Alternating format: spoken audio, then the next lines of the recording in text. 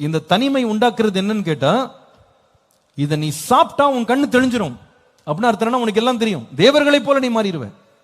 இன்னைக்கு இது நடக்குதா இல்லையான்னு சொல்லுங்க என்கிட்ட. இன்னைக்கு ஒரு 13 வயசு பிள்ளைக்கு ஒரு காரியத்தை செய்யாதன்னு சொல்ல முடியலங்க.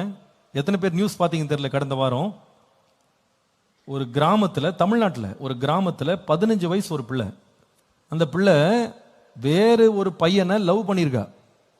லவ் பண்ணதை அவங்க பெற்றோர் கண்டுபிடிச்சு, அவளுக்கு எவ்வளோ புத்திமதி சொல்லுங்க, கேட்க மாட்டேன்னு சொல்லிட்டு ஒரு சொந்தக்காரங்களை கொண்டு ரொம்ப பிரியமான சொந்தக்காரங்களை கொண்டு இவளுக்கு கொஞ்சம் புத்திமதி சொல்லுங்க, நாங்கள் சொன்னால் கேட்க மாட்டேங்கிறா அப்படின்னு சொல்லி அந்த அம்மாவை கொண்டு வீட்டில் தங்க வச்சு ஆலோசனை கொடுத்துருக்காங்க.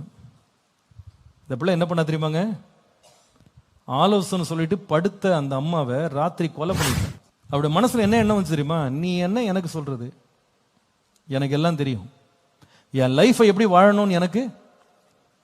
15 வயசு பொண்ணு ஒரு முதிய ஒரு உறவினரை கொலை பண்ற அளவுக்கு அவளுக்கு ஏன் இவ்வளவு கோபம் வந்துச்சுன்னு கேட்டா, அந்த தனிமை அவங்களுக்குள்ள கையாளப்படாத போது அவங்களுக்குள்ள என்ன வந்துடுது தெரியுமா, பார்க்கிற காட்சிகள், கேட்கிற காரியங்கள், மனசுல ஓட விடுற அந்த எண்ணங்கள் அவங்களுக்குள்ள என்ன உணர்வை கொண்டு வரும் தெரியுமா, என்னை விட இந்த உலகத்துல யாருமே ஞானி கிடையாது.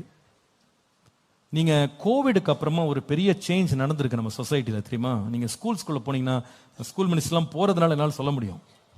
போன வாரம் ஒரு ஸ்கூலுக்கு போயிருந்தேன், அந்த பிரின்சிபல்கிட்ட பேசினேன். அவர் சொல்றாரு, sir after Covid everything has சேஞ்சுன்னு சொல்றாரு. எந்த பிள்ளையும் உட்கார வச்சு அட்வைஸ் கொடுக்க முடியல சார், எதுவுமே யாருமே கேட்க மாட்டேங்கிறான். எல்லாருமே தானே ராஜா தானே மந்திரி, தான் என்ன நினைக்கிறானோ அதுதான் செய்யணும். நாங்க ஏதாவது ஒரு நல்ல காரியத்துக்கு அவன் உட்கார வச்சு அட்வைஸ் சொன்னா நாங்க ரொம்ப பொல்லாதவர்களா மாறிடுறோம்.